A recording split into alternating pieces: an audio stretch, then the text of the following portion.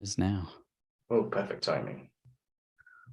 Perfect timing. All right. So Hyatt had an announcement today, and I was thinking maybe we should chat about that a little bit while we wait for everybody to join our live stream. So was it all good news today? What? There was some bad news too? There was bad news, but Stephen wrote about it, so he's the ideal person to tell you more. Well, I think the bad news, it depends on what kind of category you find yourself in. If you're someone who likes booking category 1 properties or category 4 properties or category 7 properties, then you've been a little bit hosed by this news. But otherwise, if you're doing the kind of person who likes to pay more, then yeah, great news. and if your travel's domestic, then it's not good news. But if you travel internationally, it seems like you might actually come out a little bit ahead with this. So yeah, it all just completely depends on where you're going to be traveling or what kind of property you're going to be staying in. Yeah, so at a really big brush, it looked like the bad news went beyond the United States, though. It was like all of the Americas was much higher on average, whereas the rest of the world was a little bit lower. So so you're right, it just depends. But we can agree that there was a lot of bad news. Yes. Yeah, for sure. Yeah, it's tough. I mean, we knew it was coming because with a lot of the most desirable hotels, the prices have gone up and up and up over the last few years of those hotels or locations. So all the hotels in certain locations, like if you look beaches in Florida, it's impossible to book anything. So with Hyatt sticking to the guns with having an award chart, which we're really glad they did, the only thing they could really do to make up for the prices rising is to raise things up in categories, and so they did it. And and painful. I think that's really the thing to keep in perspective, because I looked at it first for a couple of properties that either I know I like or I know I'm going to be staying at, and there was some good news because there were a couple of properties I like that didn't go up in category, and one that I'm staying in that's going down in category. And at the end of the day, the fact that they have the award chart, like Greg said, I mean, it's easy for us to complain about the devaluation, but at least we know where the things stand, right? You know how for the next year, how many points you're going to need to stay at various properties. And that's just not true with anybody else. So, right. I appreciate that, even though I'm not happy about the category changes. I remain appreciative that Hyatt didn't say, you know what, we're going to do away with that altogether. Mm-hmm. Agree. Totally agree. What I wish they would do at the very least, though, is change a couple of things with their free night certificates. So for one, having a category 1 through 7 free night certificate just doesn't make any sense at all. It made sense back when it used to be that category 7 was the top category, and now that it's not, it's just this weird benefit you get at 60 nights. You get this thing that is usable at, it used to be the top end luxury properties. Now it's the kind of expensive, but not the very top end ones, It doesn't seem like as much of a globalist level benefit, right? I mean, somebody who spends 60 nights a year being able to get a night anywhere was a big reward. And now it's well, you can get a night at a lot lot of places. And that's just not as, not as much of a reward. Not any nice places in California, but a lot of places. Right. Okay. All right, Carrie's going to move us forward, huh? Yep. We've got a question to start us off. Question 1, Nick, this one's for Nick. Nick mentioned he previously made 2 FHR reservations on a platinum card he was closing, hoping that if he canceled the first, the system would be smart enough to credit the second. Is there an update to this? Can you tell us the status? Yes and no. No, because I didn't cancel the first ones yet. But I thought that we had a data point about that last year, didn't we? Am I crazy? Does somebody else remember this? That if you had a second, okay, nobody else remembers that, just me. I was pretty sure that was already a known that it would they wouldn't claw back the credit as long as you had another qualifying one. But now that you mention it, I'll cancel one of those this week and let you know for sure. I have a question that I'm going to ask purely because I need to know what some of these acronyms mean. So we're going to translate as we go. I'm going to assign this one to Greg. I'm just going in line where I see you guys in Zoom. Inks. I have 2 CIC. Chase Ink Cash. That's one of the CIU. ink cards. Ink, that's the Chase Ink Ink Business Unlimited card. 2 I opened in January, but 2 are older. The sub, which is Sign up bonus. bonus. the sub on the CIP Ink Business Preferred is too expensive for me. Good idea to close 1 or 2 to reopen. Anything to be careful about? Timing?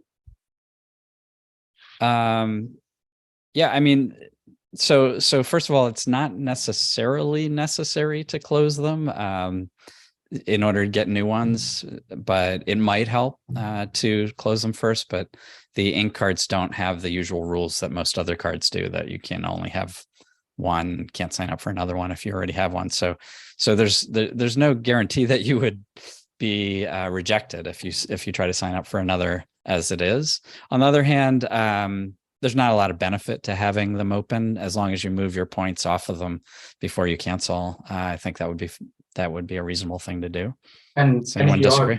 If you're going to cancel one of them, I do the ink unlimited, just because there isn't really much benefit other than maybe the credit line you have on the 2 if you are maxing those out. But otherwise, just I'd close one of those sooner than I'd close an in cash, just so that way you still got the 5x capability on those 2 cards.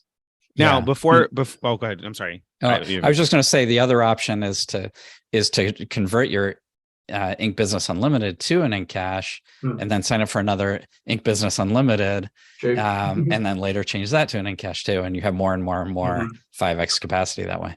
Smart guy. That Greg the Frequent Miler is a smart guy. If you agree with me and you liked his answer to that, what you should do right now is like this video, subscribe to the channel, right? So hit that little thumbs up. All right, please. We appreciate that. I don't know how many thumbs we've got. Hopefully somebody's watching, because I want to see those thumbs increasing in I've count. I've only got 2. How many do you 9. guys have? I see 9. There's Oh, more. Gary's got 9 There's more. thumbs. There's way more thumbs out there. So give this video a thumbs up. Subscribe to the channel if you haven't already. Enable notifications. All of those things help. But if at the very least, if you can hit that like, that'd be awesome. Thank you very much. Keep going. And we should have a shout out to Ryan Graham for being the first person to like. Nice. Good job, Ryan. All right. Thanks, Ryan. I like you, Ryan. Tip of the old hat to you, Ryan. Oh, nice. Nice. So were we done with the Ink CIA question? Yeah. Okay, great. This one is for Steven. Hey guys, thanks as always for such awesome content. Much appreciated. Any data points on using Amex $200 platinum credit on AA Status Buybacks? Any thoughts? I don't know if we have any data points on that. If we do, then the best thing to do would be to check the post where we keep track of all the data points on airline fee credits. And so what I'll do, I'll put a link to that in the comments on YouTube. That way you can check on there.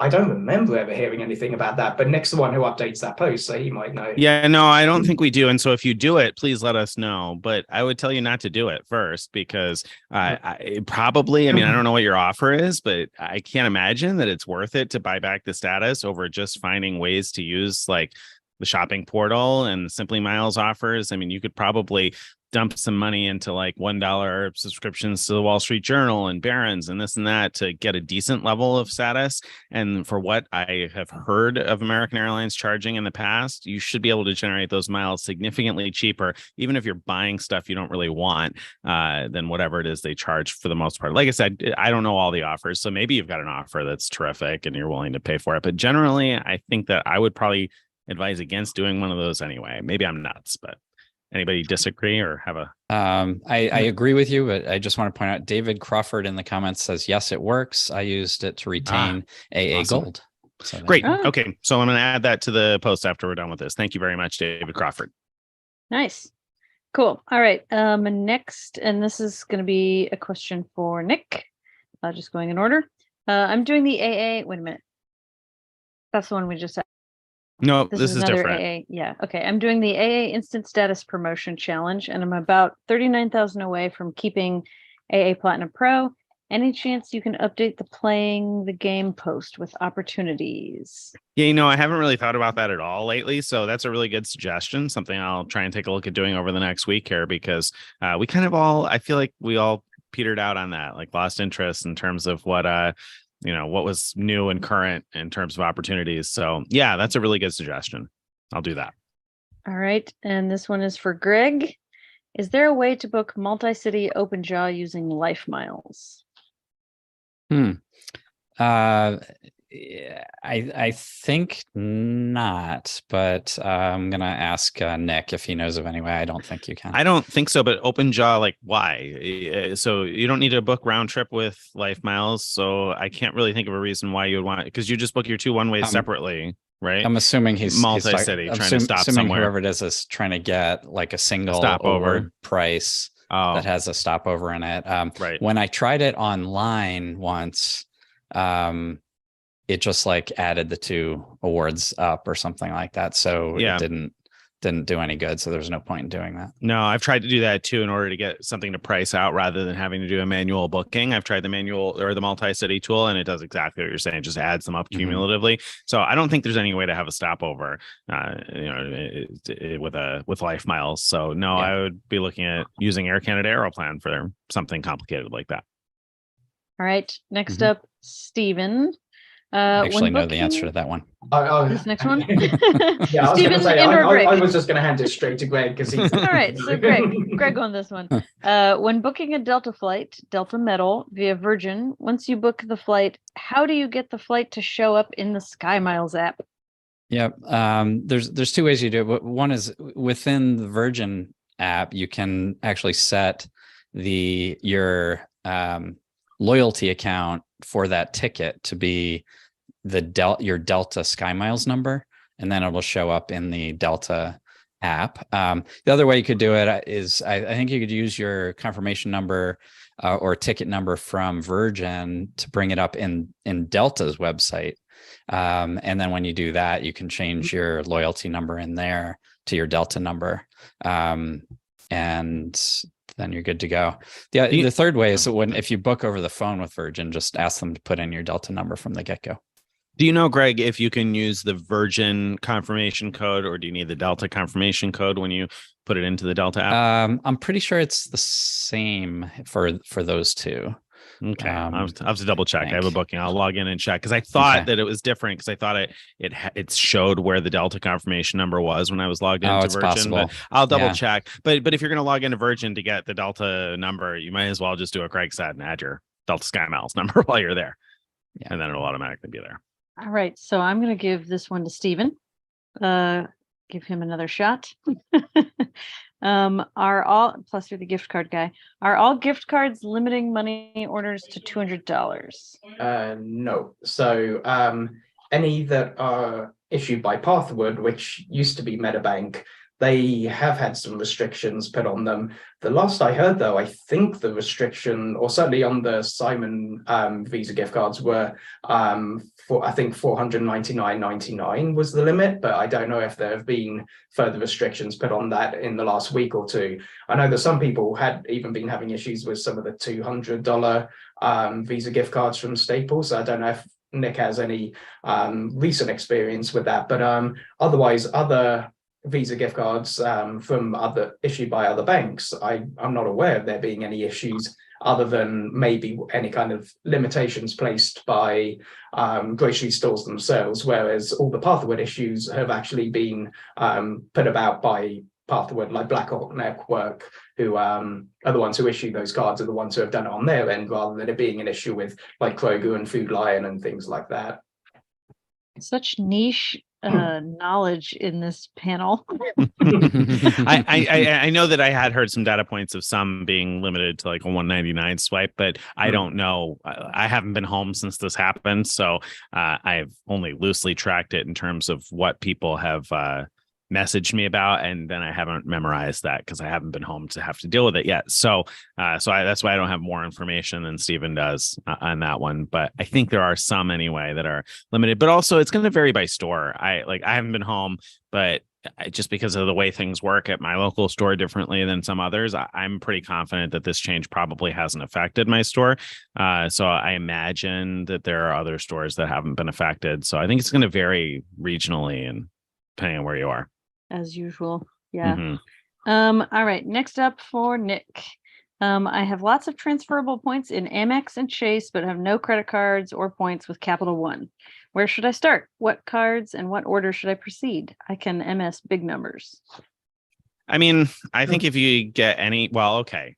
My first thought was, I mean, if you're going to get a Capital One card, the one that makes the most sense is the Venture X, because that card is just a good one to have in terms of like year after year. If you can use the $300 travel credit through their portal, which if you're using it for flights, probably it's going to be a decent deal. So, and sometimes for hotels where you're not going to care about status and that sort of thing also.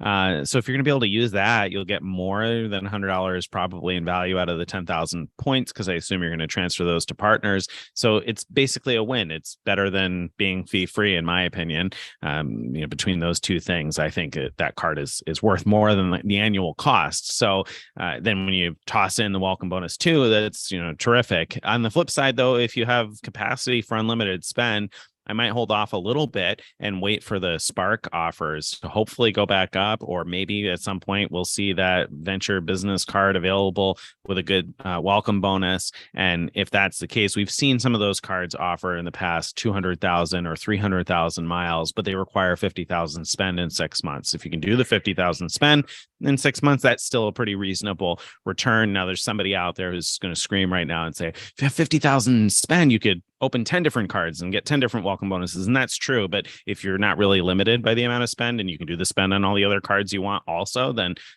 those offers probably could make sense for you. So that would be where I would start, probably the Venture X. And then I would consider either Spark Cash or Spark miles. Actually, if you get the Venture X, then I would get the Spark Cash card. And the reason for that is because then you have the option of taking the rewards as cash back or transferring them over as miles to your Venture X card. So it gives you more flexibility. And so go ahead, Stephen. Well, I was just going to say, I can't remember about the Spark Cash. Is the Spark Cash a credit or a charge card? Because I got the Spark Cash Plus, which is a charge card. And so if they can MS big numbers, it might make more sense for them to get a Spark Cash Plus, because then they'll most likely have a bigger credit line. Even though you wouldn't have a credit line as such on a charge card, they'd be able to put a whole lot more spend through on one of those cards, most likely, in which case that could be useful. Yes, it certainly could. Go ahead. Sorry. Yeah, just one other thing I want to mention is that don't forget that there's the card that is now named the Venture X for Business.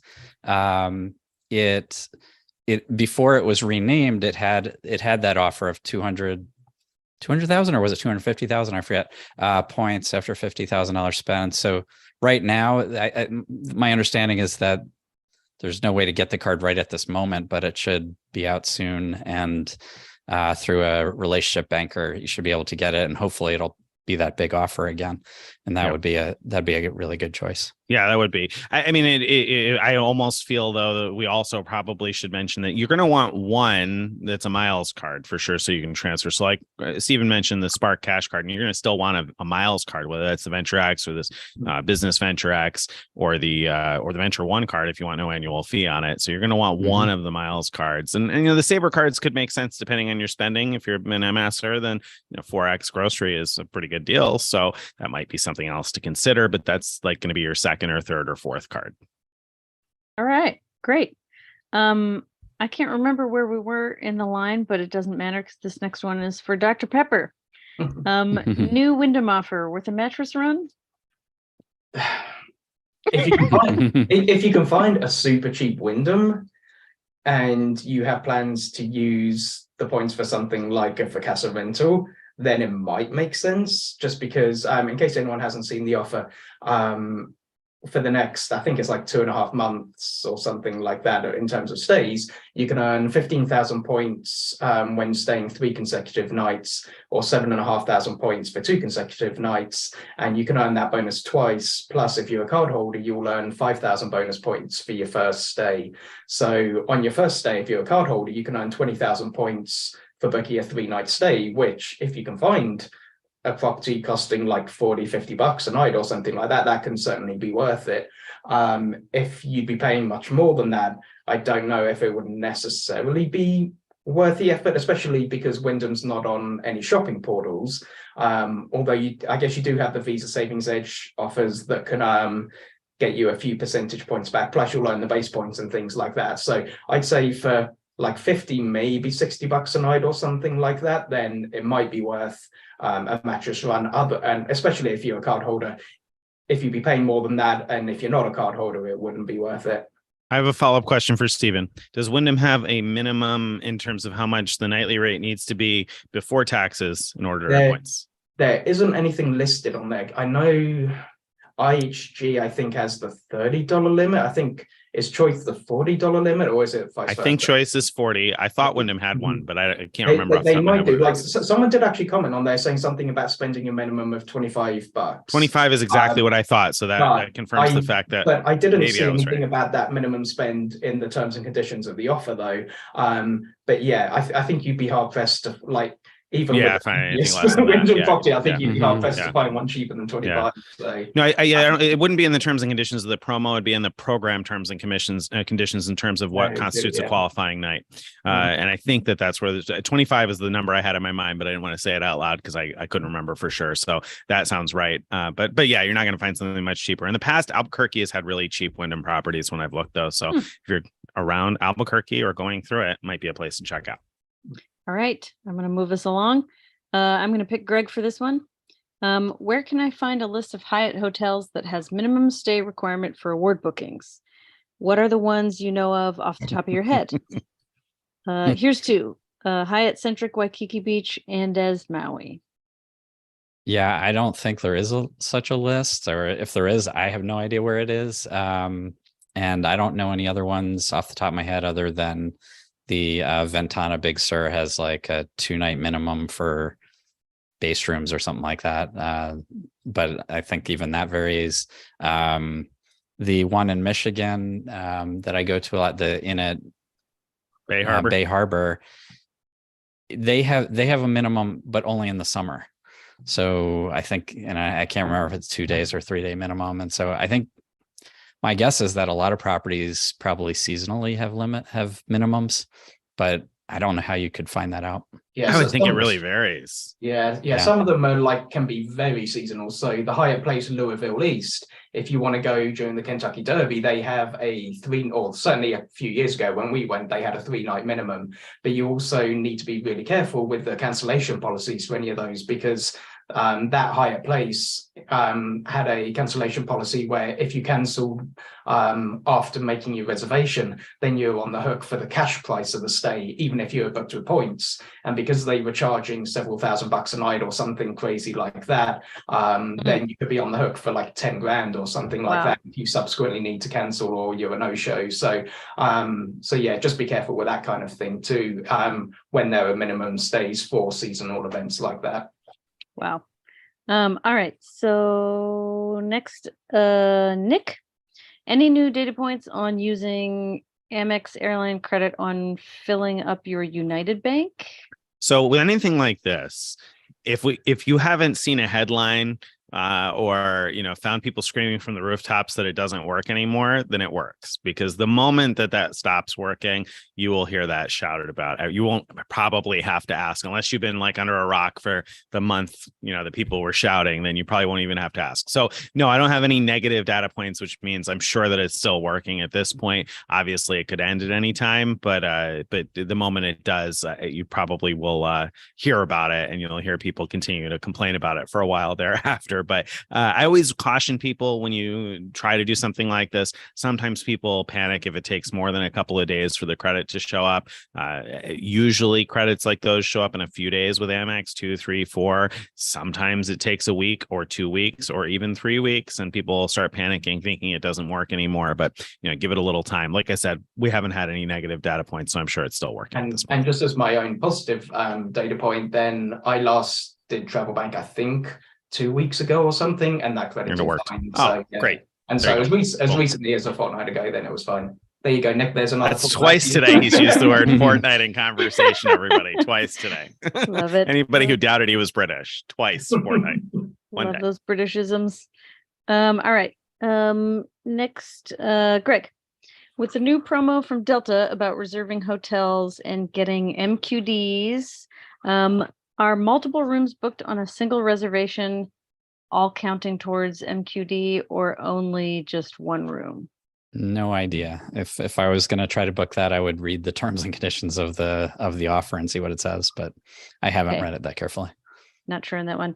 Here's one that confuses me, so maybe some education around this one, unless you think it's obvious. Stephen, can you book Air Canada operated flights that you can book with United Saver Awards using Turkish Miles and Smiles? What? I'm going to throw that one over to Nick. My inclination would be that you can't. Yeah. Oh, that you can't? Why not? Oh, you can't? Okay. Yeah. I mean, unless you come up with a reason, I'll let you reread it. Unless you come up with a reason why you can't, I think you could. Yeah, I mean, if it's bookable via United, so you're talking about Air Canada Metal that's bookable with partner miles, so it's bookable via United. It should be bookable with any Star Alliance mile. Okay, gotcha. So yes, it should theoretically be bookable with Turkish Miles and Smiles. And I say theoretically because we all know. I was misreading. Yeah. I thought maybe you were. That's why I figured I'd give you a second to reread it. Yeah, so I mean, it should be bookable with any Star Alliance miles, whether that's Turkish or Singapore or Lufthansa miles and more. Now, Turkish, obviously, like some things show up on their website, some things don't. You can call and talk to an agent, and some agents will see what you want, but you probably won't get through to those some agents until your 99th call. So you'll probably want to book via email instead, and you may not get a response if you try an email. So it does take a little work with Turkish, just like booking a United flight. But I would say that if you call and the agent, if it's not on the website to book, and B, you call and the agents don't see it, then C, email a bunch of offices, not just one or two. Email a whole bunch of offices, because worst case scenario is 3 of them are going to book you on the same flight, and you're only going to pay for one of those reservations. So yeah, it probably should be bookable. That's the answer to your question. All right, cool. We'll count that as Nick's turn. Yes, Going please to Greg do. next. Please do. This person owns both a Bonvoy AE card and the Chase Bonvoy card. I stay at Marriott rarely. If I just want to keep one of them, which should I keep? I'm not sure that really matters. Maybe keep the Amex if you ever use the Amex offers that go with it. But do you guys have any other opinion about that? I guess it partly depends on which of the Amex cards and which of the Bonvoy cards. I'm assuming they're referring to the old SPG card on the Amex side and the Bonvoy Boundless on the Chase side. So if it is, I feel like they have a similar annual fee and the certificates are the same. So yeah, there wouldn't be all that much difference. If it was the Amex Business card, I think that has $125 fee, whereas the Boundless card has like 95 or 99. So you could save yourself like $25 if that was the case. But other than that, other than Amex offers and Chase offers, then it's hard to say, because I've been finding there have been quite a few Marriott branded Chase offers recently, but also I have also found that the business card, or both our personal and business Marriott cards on the Amex side, quite often get targeted for Marriott Amex offers as well. So it's tough to know which is. Follow-up question for Greg. Which one of those would interfere with your ability to get a welcome bonus in the future if you decide 3 years from now that you would like to get a Marriott card? I would go look at my chart that shows that kind of thing. I don't know it off the top of my head. I will say one thing about the Chase card. It does give you the ability to earn elite qualifying nights with high amounts of spend on it. And so if that matters to you, or you think it might matter to you someday, like you'll be chasing elite status someday, then there's a slight advantage to the Chase card there. Other advantage than Chase, you could downgrade to a fee-free card, right? And keep that open then in case you ever want to upgrade it again to a gift card. And you may even get an upgrade off. Yeah, that would actually be a better because I was going to say it might also make more sense to keep the Amex card, just because you can't apply for that again because it's like a that was my initial thought too. Whereas the Boundless card is still ongoing. So I'd keep the Amex card and then downgrade to a gold card like Nixon. So there you go. Whichever answer you like. There you best, go. Keep the Amex down. No, both. He's saying both. You keep the Amex and you downgrade the Chase to the no annual fee, so it's not costing you anything. That's a great solution. Thank you, Card Wizards. We have another card puzzle here. I'm going to give this one to Greg because I can't remember where we were.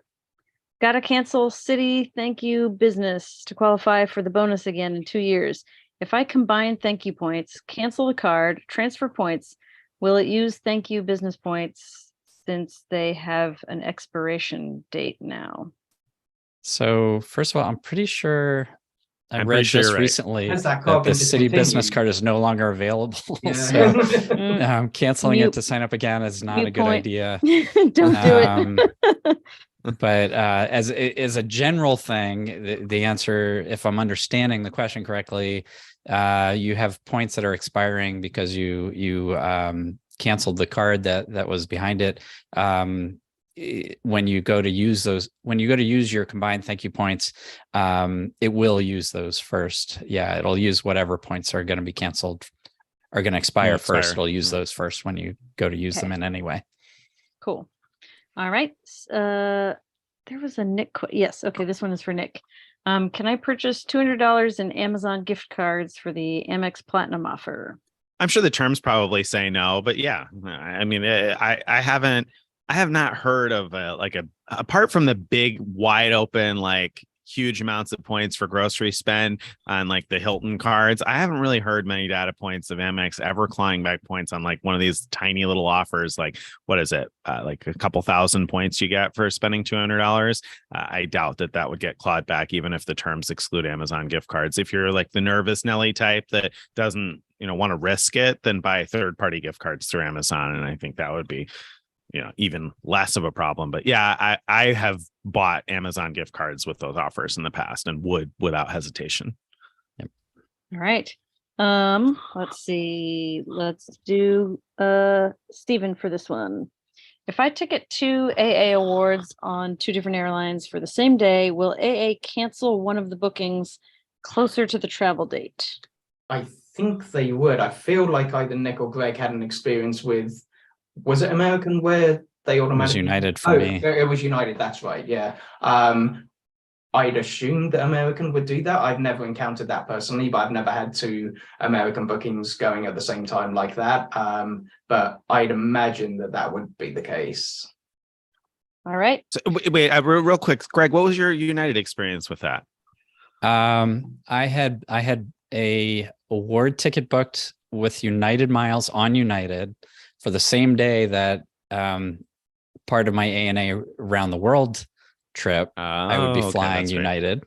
Right. And rather than cancel the one booked with United, they canceled the leg that was booked through ANA. And so I had to cancel my award. Oh, right. And okay. then, I remember. Which I had intended to do all along and just forgot.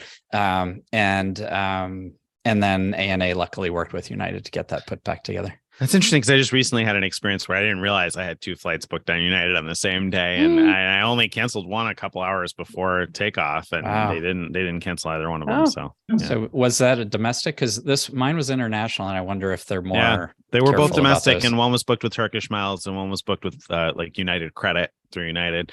But your United number was on both of them. Yeah, because mine wasn't. Well, I don't know. I'm not. Maybe my United number wasn't on both of them because maybe it wasn't on the Turkish one. I don't know. Not sure. Yeah. Okay. And as I said, mine definitely was not on the ANA one. So yeah. I was just curious when I forgot about that situation when Stephen referred to it. I was like, oh, I wonder what that was because I was really surprised they didn't cancel either one of mine. But right. All right. All right. This one is for Greg. This person booked an award with Aeroplan, and now they want to add on a stopover, but they can't seem to get through on the phone. Airplane to add a flight for $5,000. Any way around calling in? No, I don't think so. Bummer. If there was a way around it, Nick would have written about it by now. I don't think so. Call at the right time. I mean, I guess the other option would be to cancel the award booking and then rebook with the stopover because you can do that online now. So that would be like one possible workaround. But then I guess it depends on if there's still award availability. I wouldn't cancel without there being award availability for you to be able to rebook that just in case it doesn't end up going like back into the system straight away. Well, and Aeroplan has a cancellation fee, so you're going to pay like $200 to cancel that. Okay. So, although I guess you're going to do that either way. Well, no, maybe not if you're able to add it to it. Change fee. Yeah. There's still a change fee, so you're still going to pay something. I think it's like $150 or 200. I think it's the same either way. It's a lot. It's too much, but at the same time, for the right itinerary, maybe it's not too much. Mm-hmm. This next question I'm going to throw out to everybody because I think it's pretty interesting. This person wants to know, is there a point where you have too many credit cards or too high a credit limit where it works against you?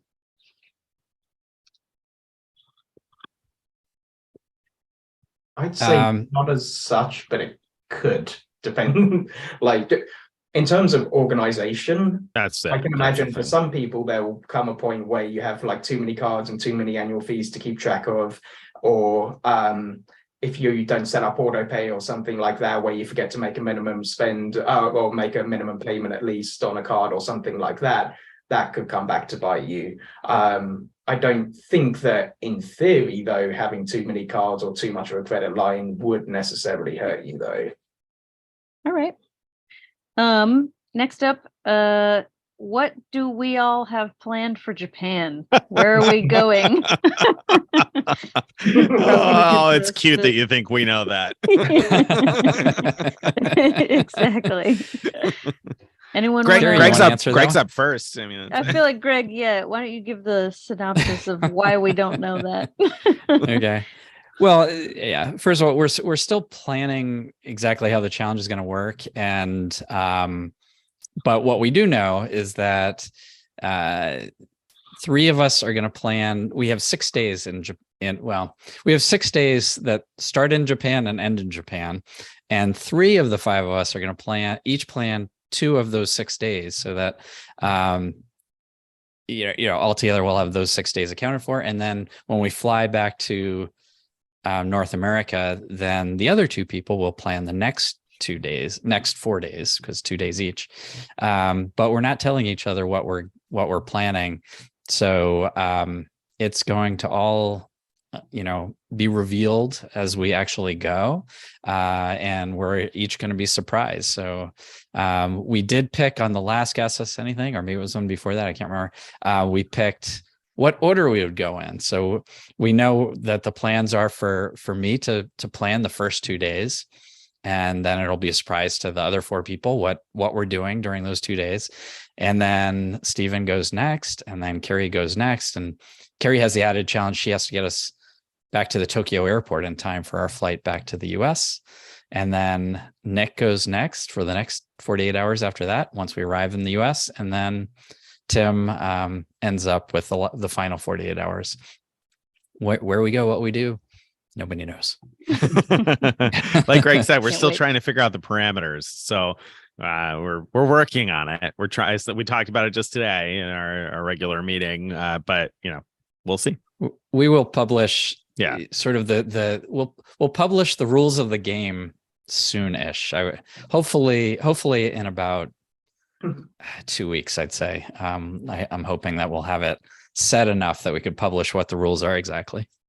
And the other thing as well is that we may not even be going to Japan as such. Like, we're flying in and out of Japan, but we may not end up spending any time there, depending on what Greg. Are you hinting at something, Stephen? Are you hinting at what you have planned, Stephen? Stephen's going to strand me out. I have ideas, but I have 0 plans until I know where Greg's leaving me. True. Yeah. All right. Cool. That gives people an idea of how little we know. Which isn't great for Ask Us Anything. Yeah. Ask Us Anything. We don't know anything. I feel like that happens a lot. Okay, so this question is for Nick. How do I convince my wife to go on a free Carnival and Holland America cruise with me? So what are the selling points?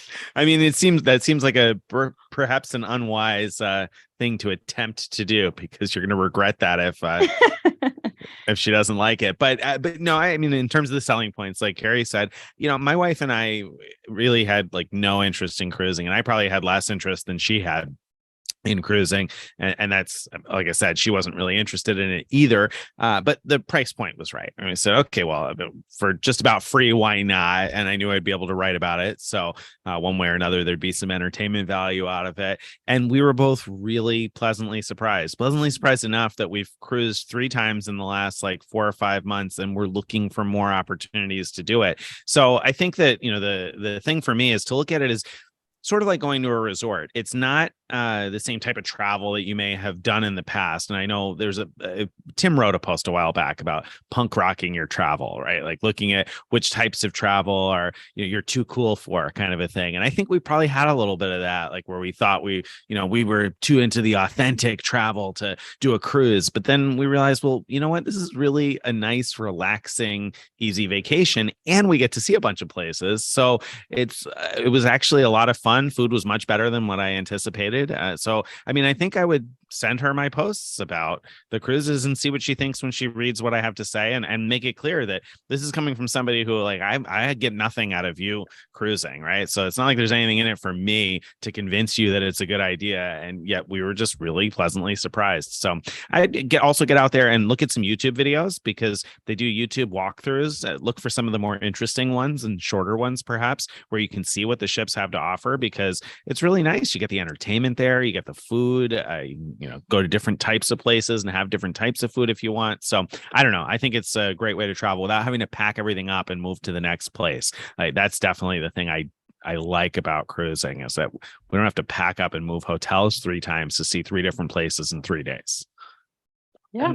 And the other thing as well is there a specific reason your wife isn't True. seeming keen on the cruises? Good point. Cruises as well. Like, is it because she doesn't think she'll just like the general experience of being on there with a whole bunch of people? Like, is she worried about like the COVID side of things? Is she worried about seasickness or things like that? So that would be kind of another thing that I'm assuming would play a big factor in how to actually convince your spouse to do this. True. And a lot of people with motion sickness have suggested there's some prescription medication you can get for motion sickness that a lot of people seem to swear by. There's obviously different types of remedies, like the patch thing, Dramamine, Bonine, I think is the name of one of them. There's all sorts of different stuff you can try. So there's different remedies for that. In terms of crowds, picking the right size ship and the right types of locations or times of year can help manage that. If you're going to go during a holiday week to the Caribbean, there's going to be a lot of people on the ship. So if she just doesn't like that, then pick a week in Europe in September when kids are in school, and you're going to have, a boat that's not probably full. Cool. Yeah, I like all that. I'm going to move us along. This question I'm going to give to Stephen. Which hotel points or programs provide the best value for people who want to maximize the number of hotel nights and do not care as much about luxury hotels?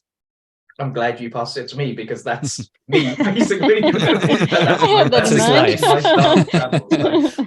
So I'd say like IHG and Hyatt. I would put both at the top. Hyatt, just because it can be fairly easy to rack up ultimate rewards points, and well, up until their devaluation, they've had a decent number of Category 1 properties, and even afterwards, they still have a pretty good number of Category 1 and Category 2 properties that aren't expensive points wise, especially if you're transferring from ultimate rewards. And IHG has had fantastic value, especially if you have either the traveler or premier credit card, because that comes with the 4th night free. If you're staying in 4-night increments, that can have huge value as well. And so my wife and I have bought a whole ton of we bought probably like 2 million IHG points over the last couple of years, and we live in hotels, and so that's kind of part of the reason we end up getting through them so quickly.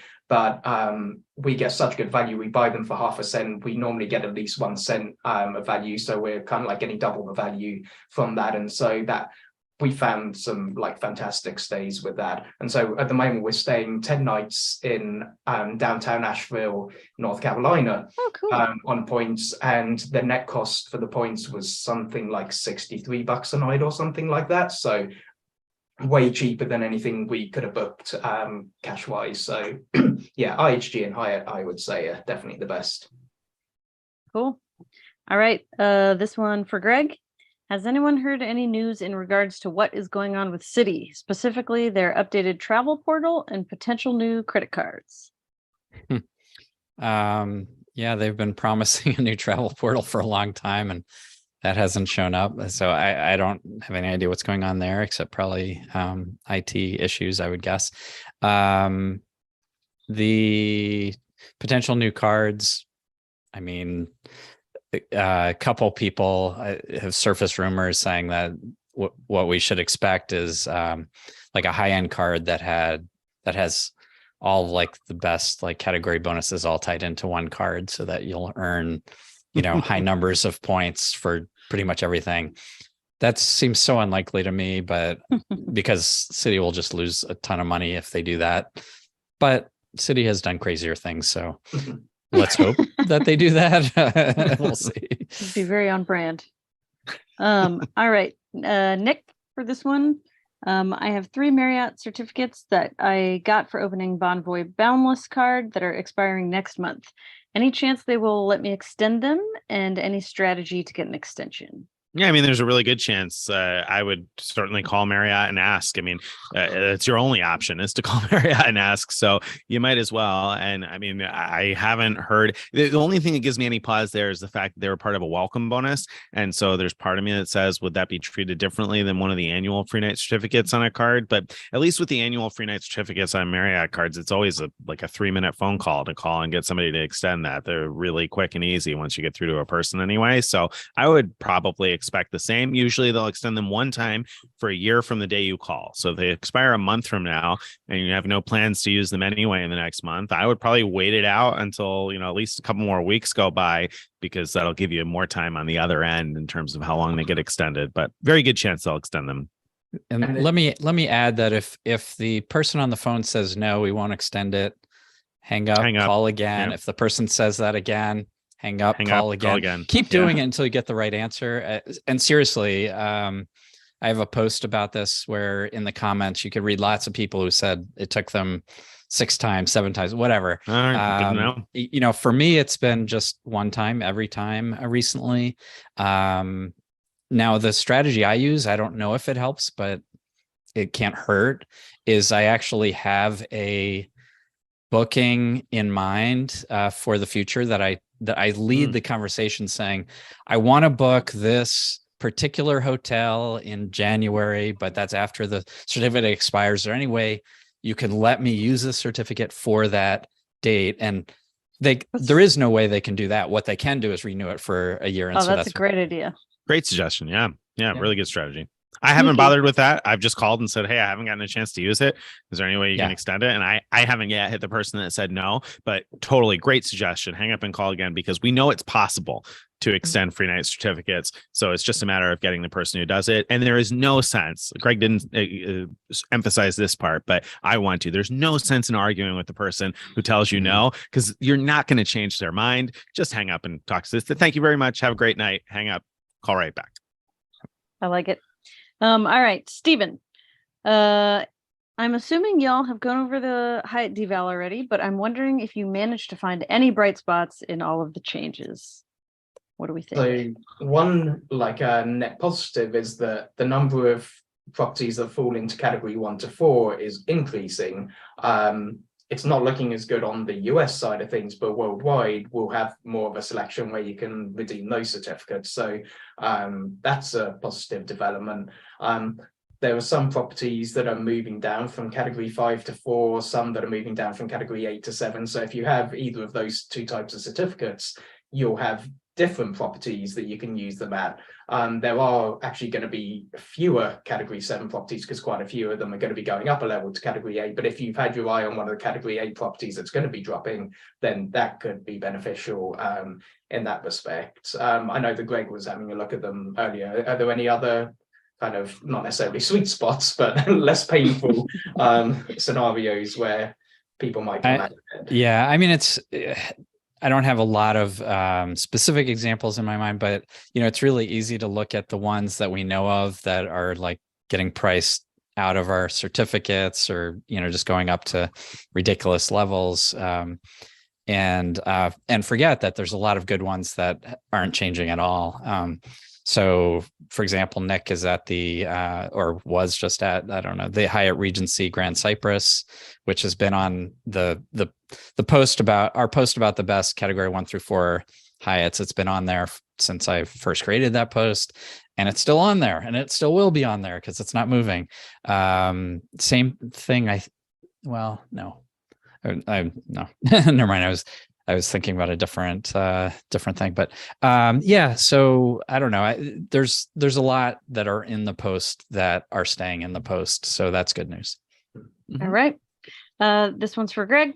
Which hotel card is best to get if you have no preference on the hotel? And I'm reading this as like no preference on which hotel to even stay in. Is the World of Hyatt card even relevant anymore compared to the Hilton Aspire? If you have no hotel preference, I feel like, oh, I guess Nick and I talked about that in one of the shows recently, a similar question. It might have been the same one. I don't know.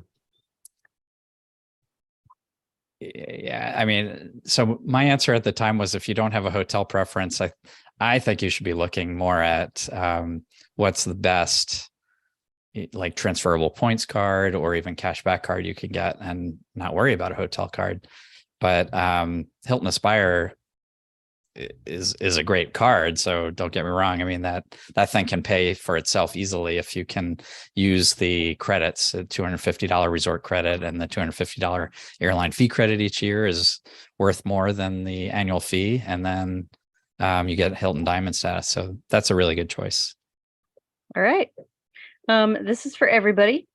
What airline status are each of you chasing, if any, right now? And does your player 2 chase the same or a different one? Easy for me. I don't chase airline status. I mean, I did with the American Airlines loyalty points game because it was kind of fun. And if I see a great opportunity to earn a boatload of loyalty points for no effort and not much money, I may still do that. But otherwise, I don't really care about airline elite status because generally I'm booking, domestically, I'm happy to fly in economy, and internationally, I'm usually flying on business or first class awards where status really isn't much of a benefit. So I'm not chasing any status on the airline side. Stephen? I think I'm probably going to try and go for gold on American Airlines again, just because I figure it's not too much hassle actually getting it, and it could come in handy just for things like preferred seating and things like that. But other than that, then I'm not chasing anything. I get United Silver automatically from having Marriott Titanium status, but so I guess to an extent I might be chasing Titanium status this year, depending on how many elite nights we end up with. So inadvertently I might be chasing United status, but other than that, I'm not going for like Delta or anything else. Greg? Yeah, so similar answer about United as Stephen, which is that I was one of the lucky people that got 55 Marriott nights this year. There was a glitch in Marriott system, and so I have 55 elite nights to start. I don't have a lot of plans for staying at Marriott's this year, so the question will be, if I do try to get to 75 nights, that'll probably be primarily because I want to keep my United Silver status because I like that. Anyway, and then American Airlines, so same answer as Stephen. The one different thing is Delta. My wife and I had been spending to Delta Diamond status for many years. And so during the pandemic, when they kept rolling over all the MQMs, which are the elite qualifying miles, we each accumulated many hundreds of thousands of these because they would just roll them all over each year. And so now we're in the position where we can each earn platinum status just by spending $25,000 each on a Delta credit card each year, because that gives us the waiver that makes us not have to worry about the dollar spend requirement, the MQD requirement, and that gives us platinum. So just with the MQMs we have now, we could stay platinum status with just 25K spend each for the next 5 or 6, probably more years. And do both of you try to make sure you match the status with your spouse, or not necessarily? Does your player 2 chase the same status or different one? So just the Delta thing I just mentioned is the same for my wife and I. And Jay and I normally travel together, and so it doesn't really have too much benefit. Like, she'll occasionally fly somewhere without me, but most of the time, if we are going to fly somewhere, it'll be together, and so she'll kind of get reciprocal benefits effectively. Yeah, my wife will fly without me for the first time in years this year, so that just doesn't happen for us. So she doesn't bother with elite status at all. All righty. Next up, Nick. best hotel /flight recommendations for Bora Bora, specifically using points. Well, really, honestly, there aren't a ton. So what's available? I guess my first recommendation would be whatever you can actually book using points, because in terms of actually getting to Tahiti, where you'll have to fly into and Papeete, your options are like Air France from Los Angeles, or United from San Francisco, or for awards, a Hawaiian from Honolulu. So I think that's it. Or Air Tahiti Nui, rather, from Los Angeles, or I think San Francisco also. So they're all roughly similar. You might get a better deal using Air France, flying Blue Miles on Air France, if the dynamic pricing works in your favor. If you book far in advance, that's probably going to be your cheapest option. I think I paid somewhere around 63 or 65,000 miles a person for business class on that, which is a little bit less than what you'll pay with the other options I just mentioned. Not wildly less, though. So really, you're just going to pick whichever one is available, probably. If you don't mind flying economy, check out French B out of San Francisco. I think they're still flying that route, and they were pretty cheap. Then in terms of hotels, well, so you fly into Tahiti, and then you have to book a separate cash ticket to Bora Bora. There's no way to do that with miles. You could book that through the Chase Ultimate Rewards portal using your Chase Ultimate Rewards points. I don't know if that shows up in Amex, and I don't think there's a business class option. So you'd only probably want to book that with Chase points. And those flights are, last I looked anyway, they were between $400 and $500 round trip. So that you're just gonna have to book. And then for hotels, I love the St. Regis Bora Bora. The views are just incredible, hard to beat. I've been there a long time, so some people will probably be, I've read some disappointment with the upkeep here and there, because it could use touch up on paint here and there, but my goodness, I when I was there, I was blown away. I thought it was absolutely gorgeous, and whatever tiny little paint touch ups it needs, I thought were pretty minimal. So I would be really happy to stay there again. I haven't stayed at the Intercontinental there, though, so there's 2 Intercontinentals, I think, and I haven't stayed at those. The Conrad Bora Bora I stayed at, and it's a gorgeous, lovely property. It does not have the view of the mountain, though, that you see in all the postcards of Bora Bora. So I would be hesitant to only stay at the Conrad Bora Bora if you really want that experience of like the postcard that you've seen. I think we stayed at the Intercontinental, but that's like so long ago in my memory that I don't remember. I think you did. I think I remember reading that's right. That's Travel is Free post about that. I think they had a stingray feeding, which was really cool, and the view was amazing, if I recall. You've been a lot of places when you're like, I think I've been to the Intercontinental Bora Bora. I'm not sure. Maybe. I just can't remember which. I didn't pay attention to the hotels and stuff back then, but cool. Related question. I'm going to give this one to everybody. Do we think that the recent Tahiti award availability was a unicorn, or do we think there will be more availability opening up later this year? Say August, this person says. I'm guessing they have a trip in mind. Frankly, I don't even remember what the recent Tahiti award availability was. Anybody know? I can't remember if I feel like there may have been some kind of business award availability, but I also think that there was some Conrad award availability. So I'm not too sure which of those it's referring to. But I feel like every few months there's like some kind of alert, either from Thrifty Traveler or Straight to the Points or View from the Wing or something like that, where like there's wide open award availability going to Tahiti. So I feel like there's, I'd say, at least a 50-50 chance that there will be award availability opening up at some point in the next few months. Whether or not it's open in time for you to make a reservation for August is a whole other matter, but it does seem to happen every so often. But it's also the kind of thing where you need to jump on it because it gets booked up pretty quickly. All right. How about one more question? I assume this one will be for Nick, but anyone else chime in if you'd like. Is there a trick to book a Star Alliance award ticket on Turkish Miles and Smiles? Every time I search for an award ticket on Turkish Airlines to fly within the States, I get no tickets are available. It sounds to me like you're not searching in the right place. I think if you're getting that message, you're searching on the homepage, and that's not where you search for a Star Alliance award. That's where you search for an award only on Turkish Metal. So what you need to do is log into your Turkish Miles and Smiles account. Your name, after you log in, your name shows up in the top right corner. Click your name, and out of that drop-down menu, there's a Miles Transactions option. Click the Miles Transactions option, and then underneath, and then sort of on the right side on your on that screen, you'll see a place where it says Star Alliance award tickets, book now. And you need to click that book now and search through there. Now, if you're doing that and you're still finding no award availability, well, that's just probably Turkish being Turkish. There are some airports specifically, like my home airport of Albany for years came up with no tickets available at any point, and then now all of a sudden it does start to show it. So it could just be one of those things where